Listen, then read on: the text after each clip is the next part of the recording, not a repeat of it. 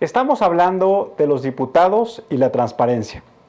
Como les decía, hoy estamos iniciando una nueva sección en la cual, a partir de este momento y hasta que culmine el proceso electoral, vamos a hablar de los temas que consideramos más relevantes para los ciudadanos y que los partidos políticos deben integrar como parte fundamental de sus plataformas electorales, que sean parte de la discusión durante las campañas, pero sobre todo que sean parte de la agenda legislativa que tienen que llevar a cabo en los próximos 3 años. También vamos a tratar de platicar con ustedes de cuáles son, desde un punto de vista ciudadano, desde un punto de vista sencillo, las funciones, las características, los perfiles de los representantes populares que se van a elegir en el próximo proceso electoral. Y hoy entonces vamos a hablar de los diputados. Y para eso nos acompaña Alfonso Rodríguez, que es analista político y que me va a hacer favor de estar acompañando en los próximos programas. Alfonso, bienvenido. ¿Qué tal, Tulio? ¿Cómo estás? Qué gran idea de hacer este programa y de tener este tiempo para dedicarle a platicar con los ciudadanos de qué se va a tratar esta elección. Pues yo creo que hoy lo que tenemos que reflexionar entre todos los ciudadanos es si conocemos a nuestro diputado. Yo en particular los conocí cuando hubo una junta de vecinos, cuando estaban en campaña, porque nos propusimos darles a conocer qué es lo que queríamos nosotros para nuestra colonia, pero ya nunca más tuve contacto con ellos. ¿Tú, Poncho, conoces a tu diputado? ¿Has tenido contacto con él? Pues en realidad no conozco a mi diputado, es una diputada, no he tenido contacto con ella, se refiere a que no la conozco, sé cuál es su nombre, se llama Leticia Robles, y no he tenido oportunidad de platicar nunca con ella, ni siquiera durante la campaña. Se me hace eso sorprendente porque pues, son los representantes que tenemos en nuestro distrito, aquí en Federal. No, pues si se dan cuenta, pues una de las principales tareas que tenemos que hacer nosotros los ciudadanos es darnos el tiempo y el espacio para que lo conozcan. Por ejemplo, algo que me parece que es muy importante es que los proyectos que están llevando a cabo la sociedad civil, uno de los elementos es la pregunta que tenemos que hacernos: ¿cómo está integrada la Cámara de Diputados?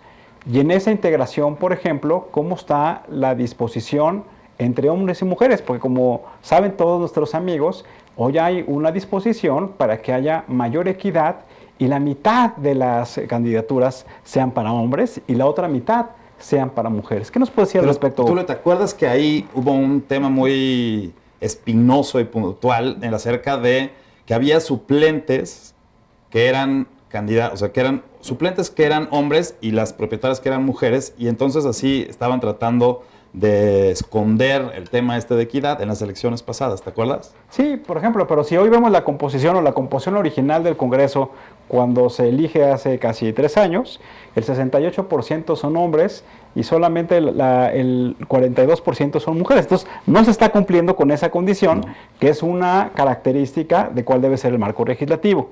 La otra, por ejemplo, hablamos de los candidatos chapulines y cómo están integrados los diputados. Si vemos hoy en el Congreso, lo que podemos observar es que el 68% de todos los que tienen hoy una curul en la Cámara de Diputados no tienen experiencia legislativa. Entonces, eso un poco nos habla de la importancia que tiene el trabajo legislativo, pues también de que hay una capacitación previa para estos legisladores. Sí, si nos vamos un poquito más para atrás, hoy tenemos 3 partidos políticos que son los grandes partidos políticos que ya tienen mucho tiempo en la historia del país y que son el PRI, el PAN y el PRD, que son los que tienen la mayoría de diputados en la Cámara de Diputados. ¿Cuántos diputados tienen las fracciones parlamentarias? ¿Nos puede decir, Poncho? Sí, el PRI tiene 213 diputados, el PAN tiene 114, el PRD tiene 111, esos son los 3 grandes partidos.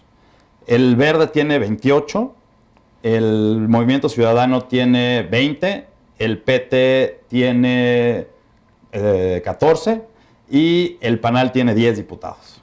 Es decir, como podemos observar hoy, los 3 grandes partidos políticos de nuestro país son los que tienen las mayores posiciones, pero hay un elemento técnico que deben conocer los ciudadanos que nos ven el día de hoy, que es lo que se refiere a las coaliciones legislativas. Correcto. Y las coaliciones legislativas o las coaliciones parlamentarias lo que son es cómo se alían los partidos dentro de los congresos para poder votar a favor o en contra de diferentes leyes. Es correcto. Hoy, además de las coaliciones, sabemos que los partidos políticos tienen una estructura muy sólida dentro de la Cámara de Diputados. ¿Qué quiere decir esto? Que los partidos políticos votan en bloque. O sea, los diputados votan en bloque. No solamente hacen coalición con otros partidos políticos, sino que los mismos partidos votan en bloque. Es casi como si fuera un voto unánime dentro del partido. Es muy poco los diputados que votan en contra de una iniciativa que propone el partido político. Pero fíjate, Alfonso, eso lo que nos lleva a reflexionar es si los representantes populares, es decir, los diputados, están votando por nosotros los ciudadanos que los elegimos o están votando por el partido político que los designó de manera indirecta. Es correcto. Y eso, entonces, ¿qué significa eso? Eso lo que significa es que si yo, por ejemplo, habitante de la Miguel Hidalgo, quisiéramos empujar todos los vecinos una iniciativa de ley que va en contra de la postura del partido político de nuestro diputado, pues nuestro diputado va a decir, oye, lo siento mucho, pero el coordinador de mi fracción me está diciendo que vote de esta manera y, pues, sorry, como no hay todavía la reelección que ya está aprobada, pero que todavía no ha entrado en vigor, pues yo le respondo más a mi partido político. Claro, la lealtad de los diputados y la manera en que son elegidos por los partidos políticos, no por los ciudadanos, como tú lo estabas diciendo ahorita, hace que voten con todo y con el partido, que no voten consultando al ciudadano. Y se me hace que eso estructuralmente es un problema terrible. Otra cosa que tenemos que reflexionar con nuestros amigos es cómo se hace el trabajo cotidiano en la Cámara de Diputados. Como algunos conocen, la Cámara de Diputados, a su vez de las fracciones parlamentarias, también se dividen en comisiones legislativas. Y es en la comisión legislativa, por cada uno de los temas, en cómo se presentan las iniciativas de ley, cómo se discuten, y a partir de esos llamados grupos de trabajo, técnicamente comisiones, es en la manera en cómo van subiendo al Pleno, es decir, a todos los diputados en el trabajo legislativo. Es correcto. Hoy pues tenemos una gran cantidad de, no sé si tú te sepas el número, yo la verdad no me lo sé. Pues yo sí me lo sé, 56 comisiones ordinarias son las que integran la Cámara de Diputados, 34 son las comisiones especiales, según datos de una consultora que ha venido desarrollando un estudio importante, un reporte legislativo que se llama Integralia, lo que nos dice es que la Cámara de Diputados de México es una de las cámaras junto con la de Nigeria, junto con la de Filipinas y junto con la de un país africano, en donde más comisiones legislativas existen. Es decir, está muy dividido el trabajo legislativo en la Cámara de Diputados de nuestro país. Ahora, eso tiene un sentido. Yo creo que la cantidad de temas a los que nos debemos de tratar en México, ¿no? O sea, es muchísimo. Yo creo que los países de los que estás hablando son países subdesarrollados igual que el nuestro. Y se me hace que la diversidad de temas va por ahí. Yo creo que en Alemania, por ejemplo, el Congreso alemán, pues seguramente tiene comisiones un poco, o sea, más reducido el número, pero, no sé lo que vas a decir, pero si me permites, a lo mejor te estoy leyendo lo que quieres decir, y es que la calidad de trabajo que debe de tener esas comisiones, pues quizás no se refleja en la efectividad de la Cámara de Diputados. Me leíste bien. Los grandes congresos de los sistemas parlamentarios en el mundo, lo que tienen es que tienen grupos de profesionales que son los que diseñan y formulan las principales iniciativas tomando en cuenta la opinión de los ciudadanos, y son entonces eso lo que hace que el trabajo sea mucho más profesional y mucho más dirigido, es decir, lo que se conoce como los famosos tanques pensantes. Es correcto, y eso nos lleva a un tema muy interesante, ¿no? A cómo se compone, porque hay un debate, y ha habido un debate durante mucho tiempo, en el de si los diputados deben de tener algún grado de escolaridad mínimo para poder discutir y para poder enfrentar los problemas. Por ejemplo, Integralia, que es esta consultora, también nos dice que el 80%, casi el 80% de todos los que integran la Cámara de Diputados tienen un estudio profesional. Y eso me parece que es importante porque ha venido avanzando la manera en cómo se integra la Cámara de Diputados. Sí, totalmente de acuerdo. Yo creo que el otro porcentaje, ese 20%, ese 2% que no tiene escolaridad profesional, pues quizás tenga otro grado de expertise en el que será un obrero, un representante de campesino, una cosa así, que le dé un valor agregado al estar representante en la Cámara. Otra cosa que es importante que platiquemos con nuestros amigos y que nos debe tener a todos muy claro es ¿qué hace un diputado? ¿Cuáles son las responsabilidades que tienen los diputados? Yo creo que son tres fundamentales. Pues la primera es la que todos sabemos, que es la de aprobar leyes. Pero hay otras dos que no se nos deben de olvidar. Los diputados son los únicos en el país que están facultados para aprobar el presupuesto de egresos de la Federación y la ley de ingresos. ¿Qué significa esto? ¿Cuánto va a ingresar en el país y cuánto va a gastar el gobierno federal? Esa me parece que es una atribución fundamental que tienen los diputados y que deben tener ese perfil profesional. También tienen una tercera responsabilidad que no es menor, que es fiscalizar el gasto del gobierno federal. ¿Y eso cómo lo hacen? A través de un órgano que se llama la Auditoría Superior de la Federación, que es como si fuera el auditor externo de una organización, de una empresa, que es la que está vigilando el gasto. Es correcto, es correcto. Y ahí, digo, habría que precisar ahí un dato del que diste. La Cámara de Diputados aprueba el presupuesto sola, ¿no? Son los diputados los únicos que tienen esa facultad, y la ley de ingresos es ratificada por el Senado de la República. Pero es importantísimo esa función que tienen los diputados, porque en realidad el perfil de un diputado debería ser como el contador o como el auditor de una empresa, que sepa con toda claridad cómo se está orientando el gasto público y cómo se hizo uso de ese gasto público. Esa es la labor fundamental de nuestros diputados y como que hoy los ciudadanos no la tenemos muy clara. No, y además, Tulio, yo creo que tocas un punto importantísimo con el tema del presupuesto, porque de ahí parten todas las políticas públicas. Entonces, los diputados son responsables únicos de definir el gasto que va a tener un programa o una política pública del gobierno federal. Es decir, si lo viéramos así de manera integral, significa que el Poder Legislativo, a través de autorizar el gasto público, es el que le da el sentido a las políticas públicas. Y el gobierno federal, a través del Ejecutivo, es el responsable de instrumentar esas políticas públicas. Así de sencillo. Ahora, algo que también nos parece importante, porque lo dicen todos los ciudadanos, es ¿cuánto gastan los diputados? ¿Cuánto nos cuesta a nosotros como ciudadanos la Cámara de Diputados?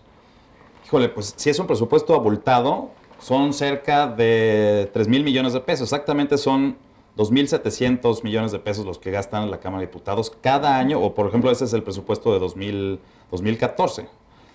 Hoy todavía para 2015 no tengo ese dato, pero en 2014 fueron 2,000,700,000 pesos. 2,700 millones de pesos. 2,700 millones de pesos, sí, perdón. Bueno, eso, amigos, lo que nos dice, pues que no es una cantidad menor. 2,700 millones de pesos, imagínense cuántas escuelas, algunos hospitales públicos de alta especialidad que se pueden construir en el país. También lo que significa, por ejemplo, es cuántas casas de interés social se pueden financiar. Ese es el impacto que tiene el trabajo de los diputados.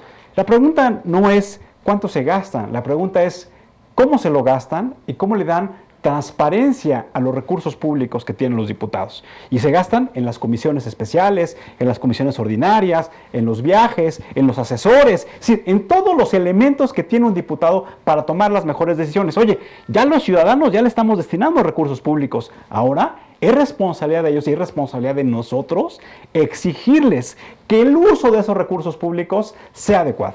Es correcto. Y además un dato interesante es que en un periodo de tiempo la Cámara de Diputados de México fue el quinto congreso que más gastó dinero.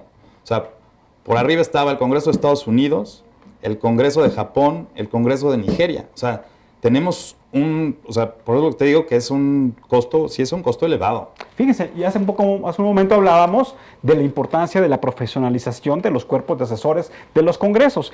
Tú mencionaste ahorita, por ejemplo, el caso de Japón y mencionaste el caso de Estados Unidos, en donde desde el punto de vista técnico tienen grandes tanques pensantes, cuerpos profesionales que ya están trabajando de manera permanente y que eso tiene un costo. Y fíjese, nosotros estamos al mismo nivel de ellos en cuanto al gasto. Es correcto. Y yo creo que muchos de los amigos televidentes han de preguntar, oye, ¿y cómo está la efectividad? O sea, ¿cómo podemos asegurarnos que ese gasto está bien canalizado y que es eficiente y que lo podemos, que funciona? Pues mira, me acuerdo también de los datos de Integral, que ha hecho un reporte legislativo que les recomiendo que lo consulten en su página de internet, en donde lo que dicen es que solamente del periodo legislativo actual, es decir, que inició en el 2012 y que está por concluir ahora en el 2015, solamente el 15% de las iniciativas de ley presentadas en este periodo fueron aprobadas. Sí, y de 2,700, 2,400 iniciativas que propusieron los partidos, que muchas de esas deben de ser desechadas, ¿no? El 35% dice el reporte desechadas, y el 50%, señores, está pendiente. ¿Qué quiere decir eso? Que el 50% del trabajo de los legisladores aún no se concluye. Y para nosotros como ciudadanos es muy importante, porque si hablamos del gasto, si hablamos de la eficiencia del uso de los recursos, si hablamos de la eficacia legislativa, es, señores legisladores, ¿por qué no ese 50% que está pendiente o deséchenlo o apruébenlo? Pero esa es parte de la responsabilidad que tienen los legisladores. Sí, correcto. Y ahí estamos hablando también de no solo en monto o en cantidad de iniciativas o de aprobadas o desechadas o pendientes. Tenemos que ver cuáles iniciativas, por ejemplo, ahora las reformas constitucionales, pues fueron iniciativas que propuso el Ejecutivo y que fueron aprobadas por ambas cámaras y que todavía no han tenido una implementación sólida, todavía no tienen resultados, que van a tener tiempo. Pero eso, o sea, el tema legislativo debería de repercutir casi inmediatamente en algunas situaciones. Eso nos habla de la calidad de nuestra democracia. Alfonso, muchas gracias. Muchas gracias, Tulio. Me siento muy a gusto de estar aquí.